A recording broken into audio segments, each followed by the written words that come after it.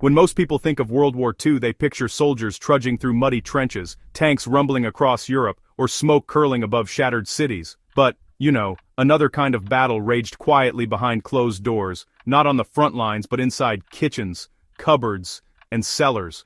Ordinary families weren't just fighting fear and loss, they were fighting hunger. As supply ships sank and rationing grew tighter, survival became a daily act of creativity. Every meal was a mission, every crumb a small victory. Ration books replaced grocery lists, empty shelves became the new normal, and somehow through ingenuity and sheer grit, people learned to stretch the simplest ingredients into sustenance. What they stocked then still makes sense today for anyone who values preparation and resilience. Flour and grains formed the backbone of survival. Wheat, oats, barley, cornmeal, these humble foods filled the stomach and steadied the spirit. When yeast ran out, families improvised flatbreads, oatcakes, and even potato pastries. Housewives became chemists of necessity, mixing, boiling, and baking whatever could stretch a meal further. A sack of grain meant stability, and sealed away from moisture, it could feed a family for months. Those same grains, still cheap and versatile, remain the quiet heroes of modern food storage. When meat vanished from butcher shops, beans and lentils stepped forward as silent soldiers of the pantry. They were durable, affordable, and, rich in the protein everyone needed. Families simmered them into soups, mashed them into spreads, or combined them with whatever vegetables were available. One pot could feed a household for days. Dried and sealed, they kept almost forever, proof that real strength sometimes comes from the simplest sources. Canned proteins, Spam, corned beef, sardines, and salmon became lifelines. When refrigeration failed and livestock went to the front, these tins carried precious nutrition across seas and cities. Inside those metal walls was safety, a meal that time couldn't spoil. Even today, canned meats and fish echo that wartime logic, compact, dependable, and ready when everything else runs out. Milk was another challenge. Fresh supplies were rare, saved mostly for children in hospitals. That's when powdered and evaporated milk became small miracles. Light, shelf-stable, and easily reconstituted, they brought creaminess and comfort back to daily meals. A spoonful in soup or porridge made all the difference.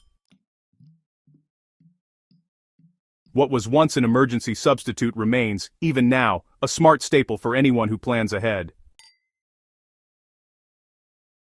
Salt, the simplest of seasonings, became one of the most powerful tools. Without freezers or steady electricity, families turned to it not for flavor, but for preservation. Salt cured meats, fermented vegetables, and kept food edible through long winters. It purified, disinfected, and endured without ever spoiling.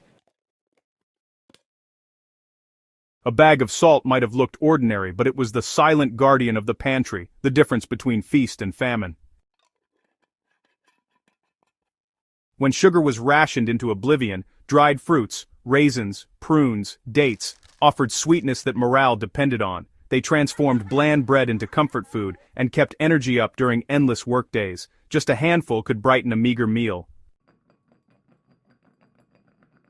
Stored carefully, they lasted for years, their natural sugars preserving both nutrients and hope. Even now they remind us that survival isn't only about calories, sometimes it's about keeping joy alive. The war turned ordinary vegetables into legends of endurance. Potatoes, carrots, turnips, and cabbage became the backbone of the diet. Hardy and forgiving, they survived cold soil and months of storage. Families buried them in mounds of earth or tucked them into dark cellars, where they waited out the winter. Potatoes in particular carried whole communities through hunger. Fried, mashed, boiled, baked, or even stretched into dough, they were proof that resilience could grow underground and taste like home. Vinegar, sharp and enduring, preserved life itself. With refrigeration unreliable and salt supplies limited, vinegar became the universal protector. It pickled vegetables, marinated meat, and even cleaned when soap was scarce. It never spoiled and never lost its usefulness. A single bottle could stand between waste and survival, an everyday miracle that still earns its place in modern cupboards. Fats, butter, lard, dripping, margarine, were liquid gold. Every drop mattered. Imports were cut, and cooking oil became almost mythical, so families saved everything. Rendered fat wasn't just for frying, it sealed cooked meat from air, keeping it fresh for weeks. That old method, called potting, could make leftovers last far beyond their time. Fats carried dense calories, fueled hard labor, and reminded people that flavor was not a luxury, but a necessity for endurance. And then, amid all the scarcity, there was chocolate. Fragile, forbidden, and utterly human. Soldiers carried it as rations, families hoarded it as treasure. Even a small square could turn despair into laughter, fear into warmth. During bombings, parents offered chocolate to calm terrified children. It wasn't just food, it was therapy wrapped in foil. In every dark shelter and broken home, a taste of sweetness whispered that the world could still be kind. What makes these foods remarkable isn't just their endurance through the war years, but, honestly, the mindset they represent. Wartime families mastered the art of adaptability. They didn't panic when shortages came. Instead, they planned. They learned to improvise, to reuse, to transform what little they had into something nourishing. They understood that preparation wasn't an act of fear, it was an act of freedom.